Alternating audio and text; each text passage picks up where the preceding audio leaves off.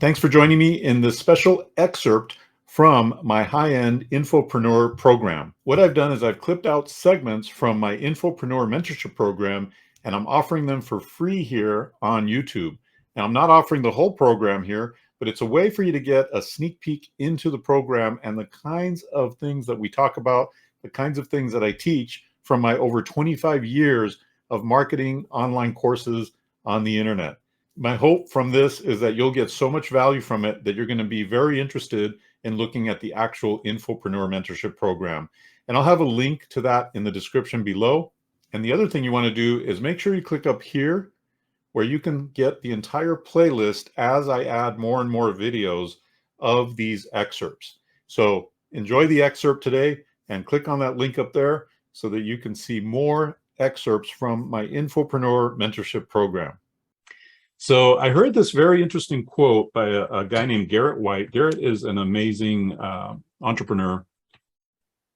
He speaks at Funnel Hacking Live, Russell Brunson's events, and amazing.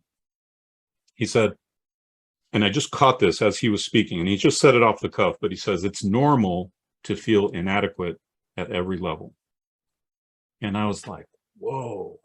Now, I don't know exactly what level of success he's at now. Last time I heard was about 2 years ago. He was doing about 10 or 15 million a year in revenue. Now he's probably much bigger.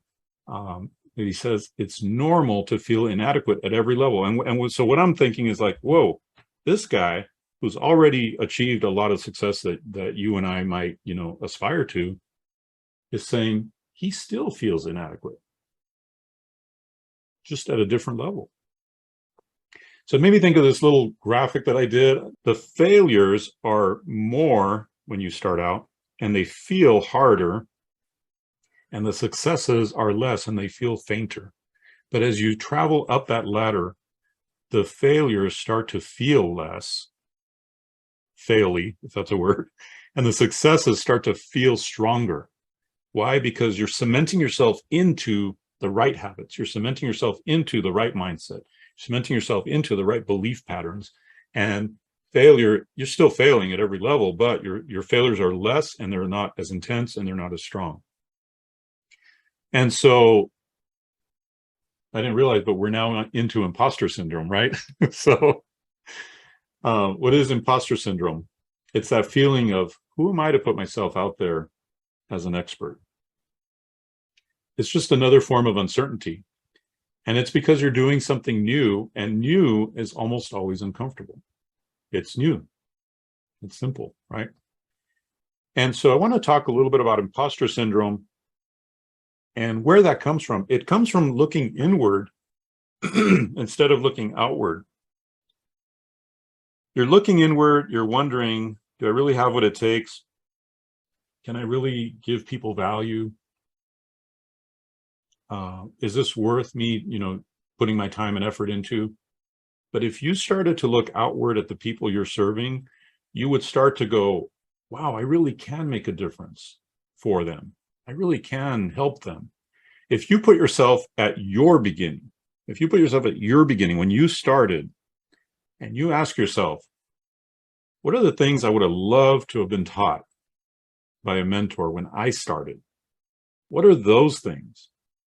What are those mistakes that, gosh, I just wish I would never have made this mistake. It cost me so much in time, money, stress. What are those mistakes? And if you just think about those two questions, you're going to come up with a lot of answers that are saying, you know what? I can really give a lot of value to those people. I can really help them with a lot of value. And you'll start to pump yourself up, because you won't be looking inward at your flaws. You'll be looking outward at what you can provide, how you can serve people. My daughter and son-in-law, my son-in-law is a pastor, and my daughter is a photographer. And my daughter and son-in-law just started a podcast. And you know how they do at the beginning of a podcast, they have like a little intro. Well, they have this intro, and in the intro, it just blew my mind. I've got to watch this podcast. But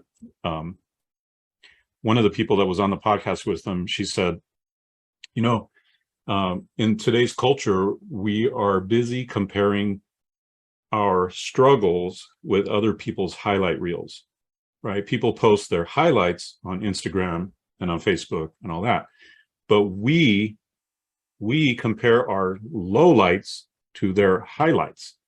Automatically, you're going to feel uncertain. You're going to feel like an imposter, right? Not everybody posts their lowlights. It's kind of embarrassing when you're struggling with something. It's kind of like rough. You might not want to share it, you know? So be careful when we do that, and just know that you do have value. Like if you're in this program, you have value, or otherwise I wouldn't be talking to you, right? So I want you to know that I believe in you, right? And seriously, I believe in you. And that's why I think that you can make a huge difference in people's lives. You want to believe in the outcome you can give them. You want to get excited about the difference you're going to make in their lives. You want to feel the gratitude they're going to feel because you came into their life, right? Be thinking about that gratitude. I'll tell you, one of the coolest things is when you have one of your students becomes a success story, and they tell you how your course changed their life. You guys are going to find out that I get emotional sometimes, okay? So this is actually one of our students here is a success story. You know, she bought my course on TV back in about 2005, built a successful eBay business, now teaches other people how to build successful eBay businesses. Such an amazing full circle experience, but also to me, sure, we're in business to make money. Sure, we're in business to provide for our family, our friends, give to causes we believe in, all that good stuff, right? But it's almost like this incredibly different payoff, better payoff.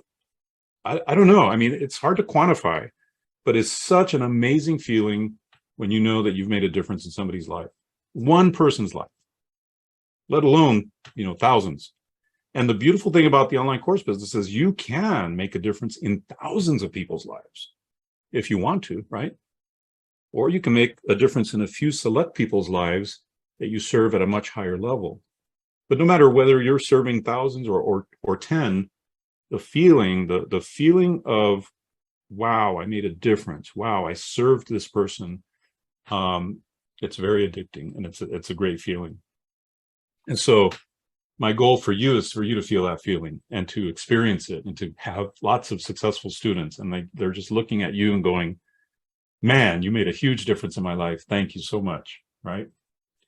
So understand that you're becoming a change agent. You are a transformational guide for your students and your clients.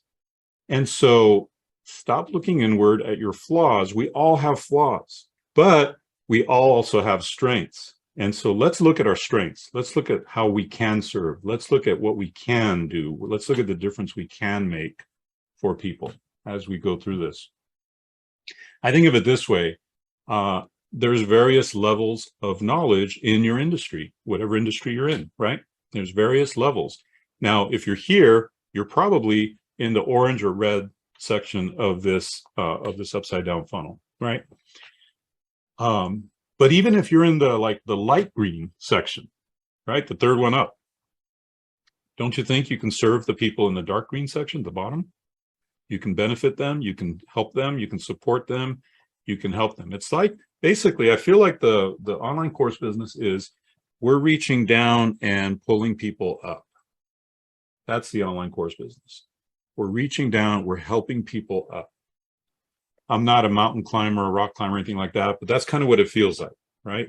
And I don't think there's much that's more noble than that you could do in life. Now, many of you, like I said, you're in the orange or the red zone, or even if you're in the light orange zone, you can still help lots and lots of people. And by the way, this is not necessarily a business where you're having to reach hundreds or thousands of people, right? Depending on how high ticket you go, you're only going to be working with a smaller number of people, and that's totally okay, because now you can provide service at higher and higher levels, albeit to a smaller group of people. And by the way, there's ways to do hybrid situations as well, where you can serve lots and lots of people, and it doesn't require a lot of your time, right? Because again, we're designing a lifestyle business that fits you. How much time do you want to put into it? Let's design it based on that. How many people do you want to deal with? Let's base it on that. How hard do you want to work at this? Let's base it on that, right? And I think there's a beautiful balance that you can strike in all those elements. Hey, Dave Espino again. Just a quick reminder that this is an excerpt from the Infopreneur Mentorship Program. I'll have a link to the details of the entire program down below, but I'm making these excerpts available so you can see the quality of the training that you get inside the Infopreneur Mentorship Program. I want to encourage you to sign up for my free entrepreneur newsletter, and that link will be in the description below.